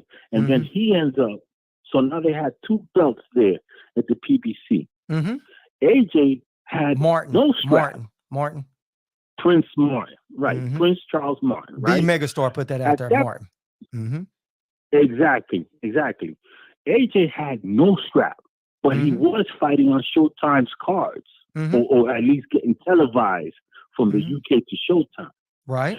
All that time, while they had Wilder, they had Prince Charles. Their eyes, they had Google eyes for AJ. They wanted AJ to be their star. They wanted AJ to fight Showtime. Their dream was to bring AJ over to the United States. It wasn't about building Wilder. And I'll tell you why. If it was about building Wilder, what they would have done is give Wilder and Prince Charles so that Wilder could knock out Prince Charles, who was there for the taking, right, and guarantee him a 50, at least a 50-50 split on any fight because he would have had 2 belts. But instead, what they did was send Prince Charles over to the UK and give him to Eddie because they thought they were going to do business with Eddie, and the rest is history. Now you have AJ with a belt. He quickly then turns around and fights Klitschko, which that's another thing that Wilder could have had because Klitschko was a Shelly Finkel fighter. Right? So they could have made that fight happen. They didn't make that fight happen. So now AJ sits over there with the IBF. He gets the Klitschko fight. Now he has 2 straps. Who had the third? I don't know who had the third. Was Joseph Parker had the WBO at that point. But the point is that if you have 2 straps, why didn't you build Wilder? Why'd you send that guy over there? So the thing is that why did he send him over there? Because Eddie was willing to pay Prince Charles $8 million, right? So now he goes over there for the $8 million. Al Heyman gets his cut from that $8 million. They think that he can then retain a good relationship with Eddie Hearn, right, and still get Wilder in the future. Or the Wilder, they thought that was going to happen, but it never materialized. So you think that was a bad move? You think that was a bad move on their part? Of course. To try to put out an olive branch to try to connect with DAZN? Okay. You know why it was a bad move? Why? Because you have to think a bit deeper. Once you allow Eddie to establish the fact that, certify the fact that he can make more money with Prince Charles, with Prince Charles and AJ? with AJ in the UK than you can with Prince Charles and Wilder, because that's the only reason you really sent him over there, to get that $8 million, right? Once you establish that, then years later, you can't then ask for a 50-50 split. Right. You got 1 belt, and you've already admitted that you can't make as much money as AJ. You already, it's like you say, it's chess, right? Right. But see, let me answer this because we're gonna get the phone lines, let some other people come in. So you have some very valid points. You have some very valid points. But let me tell you how I see about that, right? Is that it doesn't matter if he got that belt from Martin. Let me tell you why. Let me tell you why I say that. Because you would still be in the same situation, like you in the same situation with Bud and Spence. AJ was gonna hold on to those last belts. So you were still gonna have to cross that bridge. So it's smart of Al and them to extend an olive branch over there, because at the end of the day, if Wilder had those 2 belts, it still was going to be in the same situation, because Wilder, you couldn't really build him no higher than what you really like. Because why? Because let me tell you, let me say why. Let me say this. If he had 2 belts, no, hear me out. If he had 2 belts, what would that have changed in the negotiation? Because AJ wasn't going to fight him. So what was going to change, whether it was 1 belt or 2 belts? No. Let's get back to this. And I know that because I don't want to be all sorry. Okay. Thank you for giving me this burn. Yeah. But now you're contradicting yourself. Oh, no, I'm not. I'm perfectly straight on that. No. Okay. No. Pay attention. The whole point that you just saying is that they're the best promoter. But now you're telling me you and I can't build Wilder high any higher. You're telling me you have Showtime, you have Fox. You had, at that point, they were on all over TV. They had all these networks. And you're telling me they couldn't build Wilder higher. That's what you just told me. Okay, well, let me clarify that. The name of the show, the title of the show is PBC, the best promotional company. In my opinion, they're the best. They're the best promotional company of how they treat all their fighters in a whole. As far as pay, you don't hear them. So you're talking about his treatment. I mean all around for any promotional companies. With Bob Arum, you hear there's problem with pay. You hear there's problem with holding fighters back. You hear there's fighters. The biggest thing is you hear the prejudice factor goes on. Them and De La Hoya. You've heard that come out through their emails and that kind of stuff. And Spence alluded to that. But let me say this. This is why I say about Wilder they couldn't build Wilder up too much more. Because let me tell you why. Let me tell you why I say that. And I'm not saying it's a drop ball from PBC. I think they did a hell of a job with Wilder because Wilder is the most dynamic heavyweight out there. He might not have the best skills. People love to see heavyweights do knockouts. When Wilder got beat, it hurt the heavyweight division. And that's a fact. Now, with Wilder being out there, Wilder being a black fighter, I'm not just throwing out the race card out there. There's some people that's not going to accept that. He's going to be the villain. It's like why Floyd took on the villain role, right? So with Deontay Wilder, you got a lot of people that want to see Deontay Wilder get beat. That was their whole thing. So Wilder was only going to go that far. That's why he reached to go get Fury. You know, he told Fury, if you clean yourself up, I will bring you out because AJ. Why he reached Fury? Why do you think he got Fury? Why do you think he got Fury? Why do you think he got Fury? He went to go get Fury. He went to go get Fury because Fury was an undefeated fighter. Exactly. Because Fury had been listen to me. He went to get Fury because Fury had a big name, a huge name in England. He was undefeated, but he was coming off a cocaine binge and hadn't been in the fight for 2 years, right? Exactly. So then he saw him as easy picking. No, I don't think he saw him as easy picking. No. Let me tell you, he saw him as easy pickings because till that point, Fury was not known as a puncher. You and I both know it. He never saw Fury as a puncher. He saw Fury, a guy coming off this great weight loss, coke binge, gets in the ring to warm up for his fight. He gets in the ring with two nobodies and goes 12 rounds with them. Okay, so he sees them as okay, I knocked this guy out. I will then get my name bigger by beating a big guy from the UK. Exactly. And now it'll improve my bargaining position when I negotiate with AJ. That's why that fight happened. Oh, listen. It was a cherry pick gone wrong. No. I don't think it was a cherry pick gone wrong, but what you said is correct. Of course it was. No, listen, you can never call him a cherry pick. You can't. He's just too good of a fighter. I mean, no matter what we say about Fury, Fury, didn't know that at that time. No, we knew that from the way everybody else he fought with Klitschko, Fury was still Fury. Now, Wilder did reach back to help his stock to fight him. He said, if you clean up, I will fight you. Yes, I agree with you that he wants that to help build his stock up with AJ, because who do you fight when AJ doesn't want to fight? We didn't have Usyk there. Okay, if he did not fight AJ and didn't go resurrect Fury, who else was there for Wilder to fight? He'd already defended his belt 9 times. So who else was there? And it takes us back to my previous point. He would have had nobody to fight, but if he would have gotten the Charles fight first, he would have been sitting there with nobody to fight, but with 2 belts. If he fought who? With 2 belts. But regardless, let's say he did have those 2. Let's say he had those 2. 2 belts.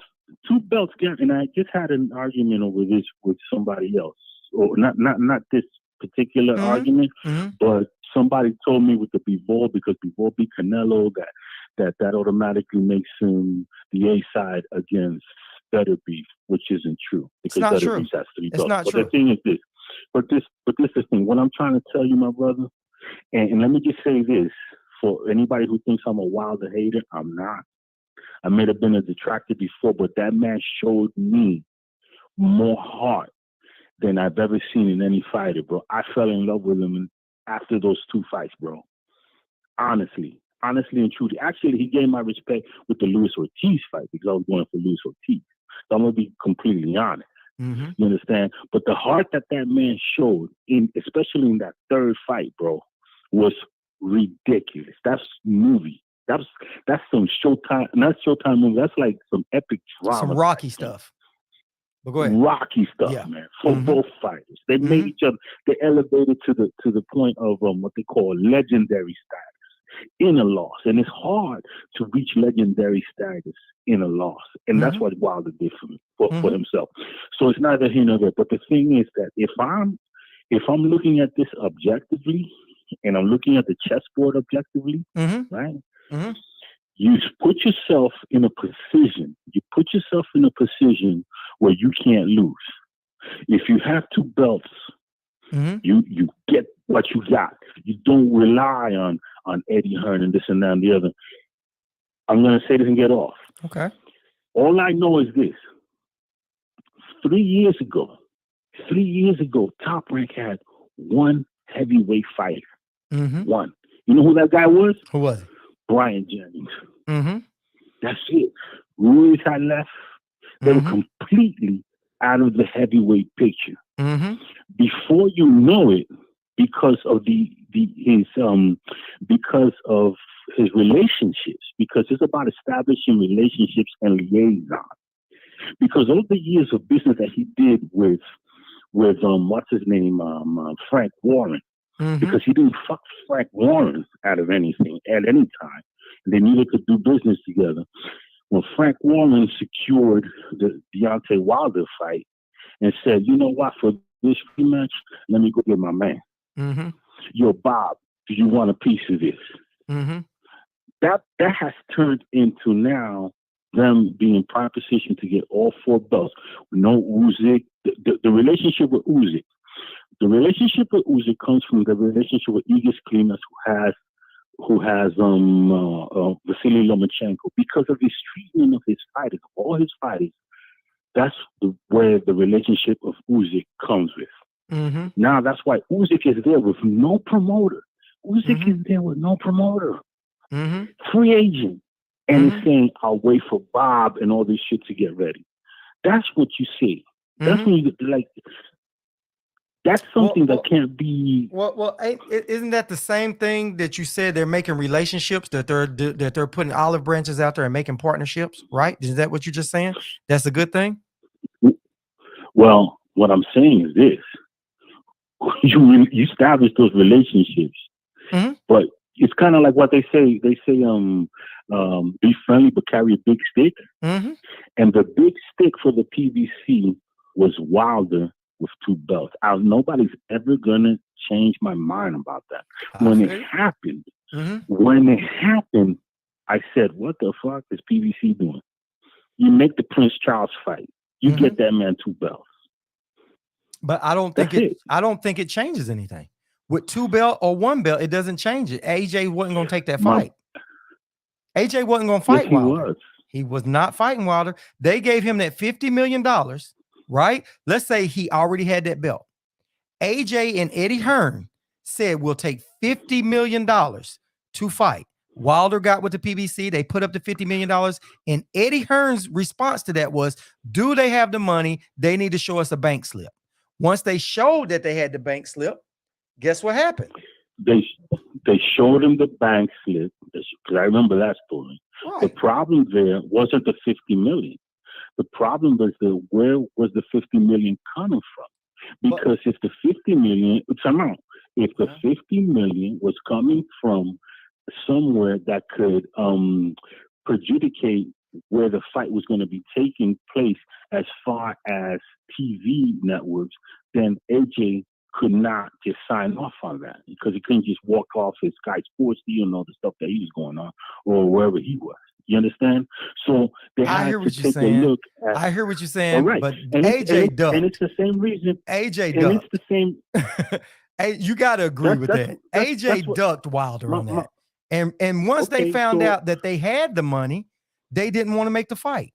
And what happened was they still worked with PBC, but they worked with Andy Ruiz, and that was a cherry pick gone wrong. Then they swooped back in there again because they had no, think about it.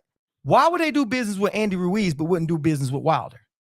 That blows away everything you're saying.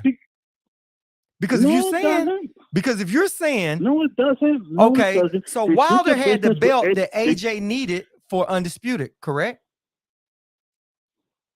Yes. So why wouldn't he take that? It's just like Bud and Spence. Wilder holds that last belt because at the end of the day, if you want Undisputed, you still got to go through PBC. So that was a master chess move. But it's the same thing what Bud did. Wilder wanted 50-50 split for this 1 belt. No, and he didn't get it. No, listen. When AJ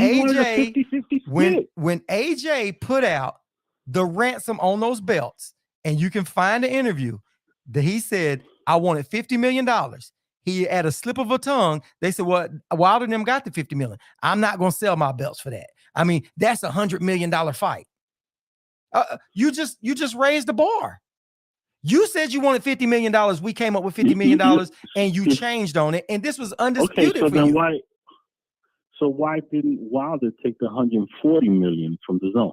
Because he bet on himself. He didn't want to be caught up in there into a deal, and he was more loyal to PBC because the money was there for them. Why do I have to change what I got when you say you want $50 million?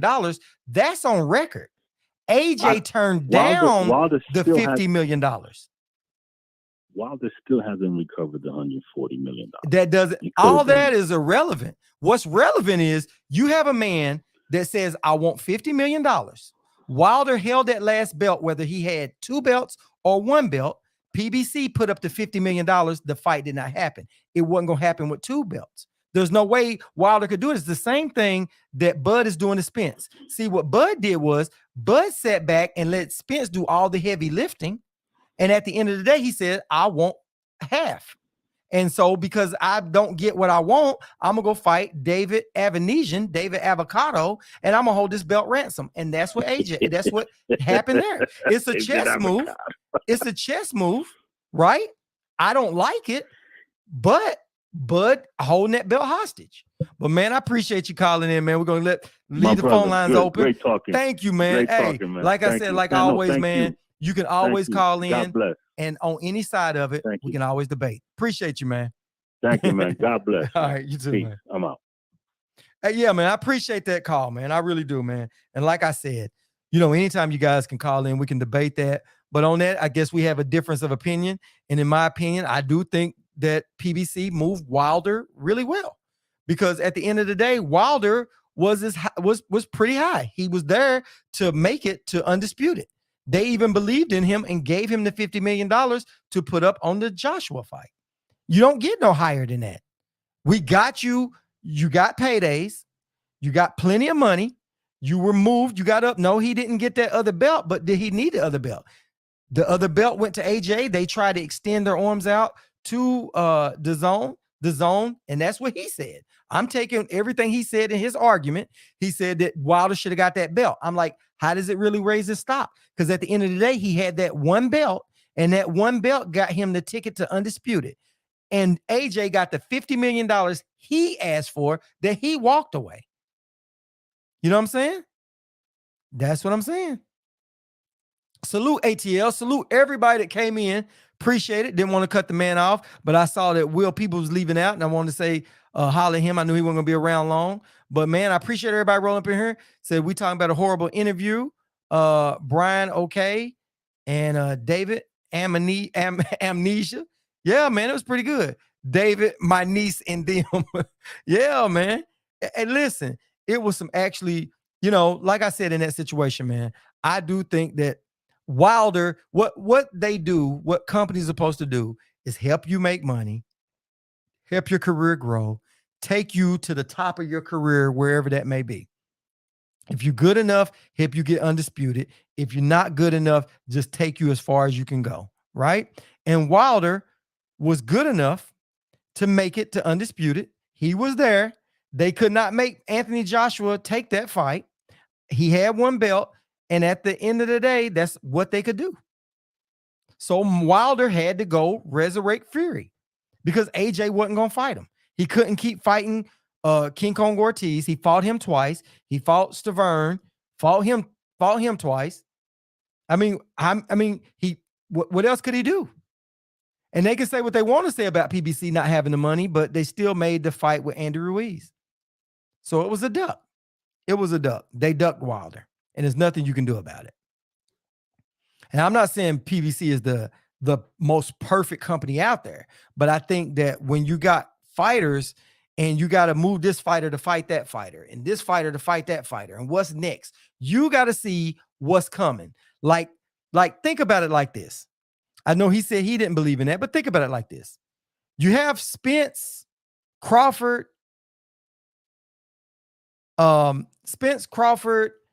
Ugas, Boots. You have all those guys, right? So you have those guys wanting to fight. So Spence is not going to fight Crawford. I mean, he's not going to fight Thurman or fight Boots if he can get Crawford. So you don't, and it looks like Crawford don't want to sign. So this thing is drawn out. So do you make Boots and Keith Thurman fight? You can't make that fight. You can't rush those guys into fighting each other. Not saying that they can, but you don't want to give them advice. Y'all go fight each other, and then the Bud thing falls apart. Then who does Spence fight? You gotta make sure, because you know what you're dealing with when you're dealing with Bud. When Bud came in through those doors, PBC is smart enough to understand if Bud wants to make that fight or not. Bud is playing hardball. It held up the whole welterweight division. That is not an opinion of mine. That is a fact. That fight right there held up everything. The Bud and Spence fight held everything up. You're going to make sure Spence and Bud have the best date, the marketing power that goes into behind them. You know what I'm saying? So he said, but they're the best fight right now. Me personally, I would have moved up to 154. A fact. So you have to wait. I mean, PBC can go in here and say, okay, we're going to schedule you guys to fight, but then come to find out they should have took that fight. So what you do is you make the most important fight first, and then you let everybody else fight around that. You have your main fight, and then you have the other fighters go around there. Because Thurman is not going to go to a Boots fight. He wasn't, if he can get Spence. But if Spence and Bud, you make that fight, then you go to Boots and Thurman or whoever else and say, look, y'all need to make this fight because this is the best fight for you. And then this fight right here gets you the Spence fight. And then you got to see who wins that fight. If Spence loses to Bud, then guess what? It's got to be a rematch with Spence. Guess what? Thurman and Boots are not just going to keep waiting around for those guys to fight. You have to piggyback off of other fights. You got to see the most important fights fight first. It's like Plant wanted, everybody wanted Canelo. Everybody wanted Canelo. So those guys should have fought. Yeah, they should have. But at the end of the day, Plant got Canelo. So now that Plant lost to Canelo, what I said came correct. What happens? Plant got off his ass, fought Anthony Durrell, then went in there, and now he's fighting Benavidez, which those fights should have happened at first. But everybody was waiting on there for Canelo. If you putting asses in seats, then we're paying no matter what the bread is. Yeah, exactly. Exactly. We're going to pay for the fights. But if you're advising these fighters, you don't have them going there like you don't have Ugas right now go fight Thurman or Boots right now, because Boots and Thurman could be possible fight for Spence because Bud. So you got to look at it like that. You got to say, who do we fight first? And that's what it comes up to. So that's what his argument was. And I do understand it, but we have a difference of opinion on that. I just think that PBC has been moving their fighters, I think De La Hoya, I don't see De La Hoya is moving his fighters correctly. You have these fighters that's not getting fights. Ryan Garcia, who is he going to fight next? Who is Ortiz going to fight next? Ortiz just sitting around waiting around. Who is he going to fight? He's got to fight somebody. But it should be somebody that's going to help him move up. And what I mean by that is help further his resume, because you don't want him to lose to a guy that's so far down. Now we don't have Conor Benn in there. Who we got? We got Staniosis. Staniosis is in there. Somebody got to fight Staniosis. If Spence had fought Bud, but now that Spence is not fighting Bud, now guess what? Now you got all three of these players on the table for Spence. That's a smart move. If they had already had their fights there, then who was Spence going to fight? Ortiz and Boots would be great fight, but De La Hoya is not going to make that fight. I think they should make that fight, but De La Hoya is not going to make that fight. De La Hoya is scared that Ortiz is going to lose the Boots, and it ain't a title shot. De La Hoya is scared that Ryan is not going to beat Tank. I think Leonard Ellaby wants that fight for Tank, because I think they licking their chops. They want to beat Ryan. I think it's a good chance that Tank beats Ryan. I do, but guess what? I can't say that Tank beats Ryan. I can't say that. They got to go in there and fight it out. Ortiz and Staniosis would be a really good fight.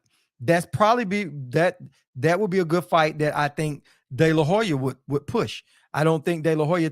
I think De La Hoya thinks Ortiz has a better chance at beating Staniosis than Boots. And you want to give your fighters longevity. You don't want them going there and just get knocked back down when they done made it so high up. Just like Ortiz could have already pushed for that Crawford fight. He could have pushed for that Crawford fight a long time ago. He was already been mandatory. They let it slip by them. Why do y'all think that is? They let that fight slip by when he should be taking that fight. But now it's ordered. It's ordered. So now I think with the sanctioning body ordering all these fights, that guess what? We got to get the fights that we want. So all in all, I think PBC right now is is the top company that's going to give you the fights you want more so than the other ones, just a little bit more. I'm not saying it's a lot. I'm not saying, and I think they treat their fighters a little bit better. I don't think that the Zone moved their fighters like Boo Boo Andre. You know, I don't think they did him any justice. I think they did okay with Devin, just a hair. But I think what Eddie Hearn said made a lot of sense, is that if they don't have the belts, there's only so much that they can do. They didn't want Bud because we don't have any welterweight for Bud. We're stuck. Why sign Bud when there's nothing we can do with Bud? Which is smart on Eddie Hearn. It's smart. If Bud goes to Golden Boy, what can Golden Boy do for Bud? Really, what can Golden Boy do for Ryan Garcia if you're not going to let him fight the top dogs? For Earl, only person I would like to see him fight right now would be Boots, besides that 154. I like to see him fight Thurman. Even though I'm mad at Thurman, I like to see that. Said if Ryan can't get Tank out of within 5, he's done. That's my opinion. Could be right. Could be right. I think it'd be a really good fight. I would love to see the fight. I'd love to see it. I'd love to see that fight. I think that's a good thing. And if if to be honest, Tank sometimes falls behind on the scorecards too. So if he falls behind the scorecards and let Ryan get some confidence in the later rounds, that might be a night. I don't know. It could go either way. But I know he's behind on the scorecards when he was fighting Mario Barrios. He's behind on those scorecards. He was behind on the Leo Santa Cruz fight a little bit too. I ain't gonna say he was behind on that fight. I ain't gonna say he was really behind. It was a close fight. It was a little closer than what it should have been. Thurman can't take a body shot man down. I agree with that. He can't, but be honest, those body shots he got, he might have spit his mouthpiece out and he got on his bicycle and bicycled himself right out of that harm's way. He ran, but he was smart enough to run to go get his head together. And what's funny is once they caught him with one good body shot, they didn't catch him no more with it. Said, you think De La Hoya is low-key racist? Hey, Spence said it. Mm-hmm. He can crack, though. Yeah, he definitely can crack. Yeah, Ryan can crack. Tank can crack. Both of them guys can crack. Ryan definitely can crack. So you can't sleep on that dude. And he has speed, too. You know? Brian said, not low-key. He is. But, hey, Spence said it. Matter of fact, Golden Boy had all of them. He had all those guys. He had Spence. He had all of those guys. It's a picture out with all of them in there. And De La Hoya didn't do him right. To be honest, De La Hoya ain't really doing hardly any of his fighters too good, because he wasn't doing Canelo right. Him and Canelo was bumping heads. Canelo had a problem with De La Hoya. And De La Hoya was taking all the money and wasn't giving him nothing. When he found that out, he cut De La Hoya out, got out of his contract, and went right back to the Zone and cut De La Hoya right out of there. So there's a reason for that. De La Hoya didn't treat Canelo very good. He said Earl has body shots like Mexicans, wouldn't last 4 rounds with Spence. Yeah, he might not. Might not. But I like to see the fight. And to be honest, like I told you guys before, I'm been in my feelings about Thurman. I told you because he dodged all those guys. He dodged Spence and Bud. So I'm mad about it. I wish Thurman would have to fight Boots. I really do. I wish Thurman would have to fight Boots. But if that's the best fight we can get between Spence and Thurman, I would like to see that. I would love to see that fight. He said Oscar is working with that playbook from Michael Jordan, the owner. Oh, yeah, he is. Yeah, he is. Michael Jordan is a horrible GM, ain't he? Great player. And De La Hoya is a great fighter. Great Hall of Fame fighter. But he's moving his fighters crazy, man. De La Hoya does not hold him to the same standard that he held himself to. He just doesn't. He doesn't. Ryan Garcia should be either up there with those belts. Like, listen, let me say this. De La Hoya dropped the ball on Ryan Garcia. Let me tell you why. With all those fights that Ryan Garcia was dodging and all that silly shit that Ryan Garcia was doing, which I like Ryan, if Ryan had been in a better position, George Kambosos would have took that Ryan Garcia fight. He would have took that Ryan Garcia fight before he took that Devin Haney fight. And that's bad management on De La Hoya's fault and bad judgment on Ryan Garcia's fault. All that silliness that they was doing was messed up. You know what I'm saying? All that silliness. He said all that cocaine, and he said cocaine is a hell of a drug in his Rick James voice. It is. It is. But think about it. Ryan Garcia would have been in a position to be fighting Kambosos before Devin Haney. It was because they slipped up. Because you remember they were reaching out towards Ryan Garcia. They reached out. He reached out. They dropped the ball on that. Said Spence Thurman would sell though, because Earl would take it personal and beat the brakes off of Keith. Yeah, I think he would too. It'd be a really good fight. Either one of those, but I can't wait till they announce it. We should be getting that announcement real soon on which one, who's going to fight what. I really do think so. I think that announcement should be coming up like hopefully this week. They should be announcing that stuff real soon. I say probably the reason why they haven't is probably because the lawyers doing all the little small stuff, getting that out the way, securing everything. So hopefully. Yeah. But anyway, guys, I'm going to roll up out of here. Appreciate everybody coming through. If you're new on the channel, before you guys leave, please hit the like button. Please hit the like, subscribe button if you're new. Appreciate all the new faces that we saw in here. Appreciate all the returning people in here. And like I said, man, we stand on it. That's straight up no chaser. And like I said, we do this every weeknight at 10 p.m. So make sure you guys tune in. And like I said, if you guys are new to the channel, please hit like, subscribe, and share. Other than that, fam, I'm out. Catch you guys tomorrow night. Y'all, hope everybody have a good night, man. Y'all have a good one, man. Peace.